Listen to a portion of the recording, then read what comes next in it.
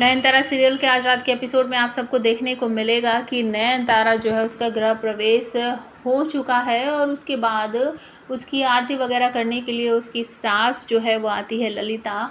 और तभी आपको देखने को मिलेगा कि बहुत सारी औरतें जो हैं घर में दिया लेकर खड़ी हैं और एक एक करके वो नयनतारा की आरती करती हैं और उसके बाद कहती हैं कि आ गई तुम भी इस घर की नई बहू। और यहाँ पर आ तो जाते हैं एक बार इस हवेली में, लेकिन यहाँ से बाहर जाना बहुत ही मुश्किल है और बाहर कोई जा भी नहीं सकता।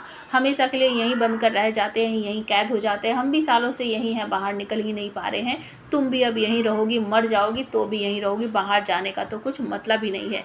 नयनतारा को कुछ समझ ही नहीं आ रहा है कि ये सब कौन है और ये सब कैसी बातें कर रही है, उसे कुछ समझ ही नहीं आ रहा है। तभी उसे देखने को मिलता है कि उसके साथ और वो उसकी आरती उतारेंगे और उसके बाद कहेंगी हमारे पैर नहीं छुओगी। तो नयनतारा जो है वो पैर छूने के लिए नीचे झुकेगी तो उसको अपनी सास के पैरों में एक तिल दिखाई देगा, जो कि इससे पहले जब नयनतारा की असली सास या फिर सूरजो की असली माँ जब आई थी तो उसके पैरों में ऐसा कोई निशान नहीं था। नयनतारा ने जब उसके पैर छुए तो एक तरह से वो धीरे धीरे करके जल गई थी या फिर धीरे धीरे करके उन्हें मुक्ति मिल गई थी, वो गायब हो गई थी।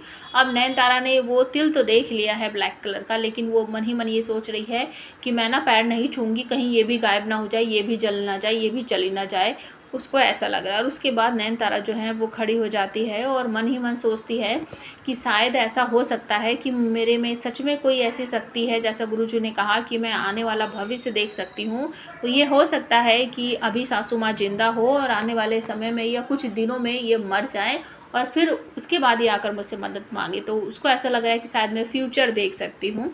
और उसके बाद आपको देखने को मिलेगा कि जो छोटो धमनी है या फिर जो सूरजो की दादी है छोटे वाली, वो कुछ रस्में जो होंगी उसमें कुछ ऐसा चीज़ मिलाएंगी जिसकी वजह से निशान हटे ना और उसका कुछ नुकसान होगा नयनतारा को। तो आपको ये भी देखने को मिलेगा कि नयनतारा विचार कर रही है कि मैं क्या करूं, कैसे करूं, क्या ना करूं, और कमरे में बैठी हुई अपने पति का इंतज़ार कर रही है, लेकिन वो बान नहीं आएगा या आएगा, आप हमें कमेंट करके ज़रूर बताना।